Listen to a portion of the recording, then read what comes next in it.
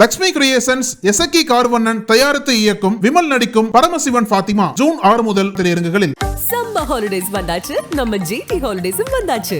GT holidays, South India's number 1 travel brand.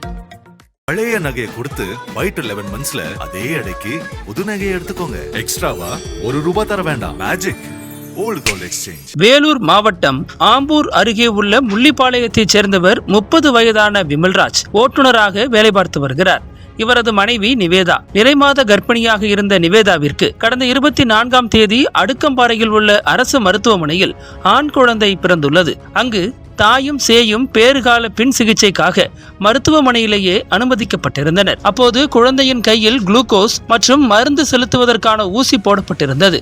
இதையடுத்து அங்கிருந்த செவிலியர்கள் அந்த ஊசியை மாற்றுவதற்காக குழந்தையின் வலது கையில் ஒட்டப்பட்டிருந்த டேப்பை கைகளால் பிரித்து எடுப்பதற்கு பதிலாக கத்தரிக்கோலை பயன்படுத்தி உள்ளனர்.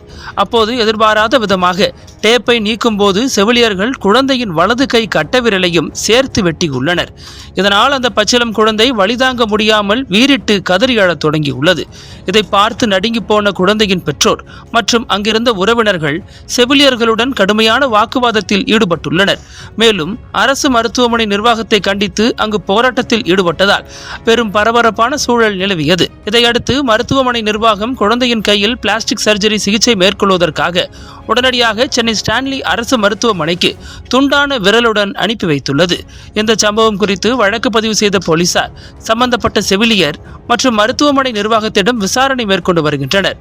தினந்தோறும் ஆயிரக்கணக்கான பொதுமக்கள் அரசு மருத்துவமனைக்கு வந்து செல்லும் நிலையில் பச்சிளம் குழந்தையின் விரல் வெட்டப்பட்டுள்ள சம்பவம் நோயாளிகள் மற்றும் பொதுமக்கள் மத்தியில் பீதியை கிளப்பியுள்ளது.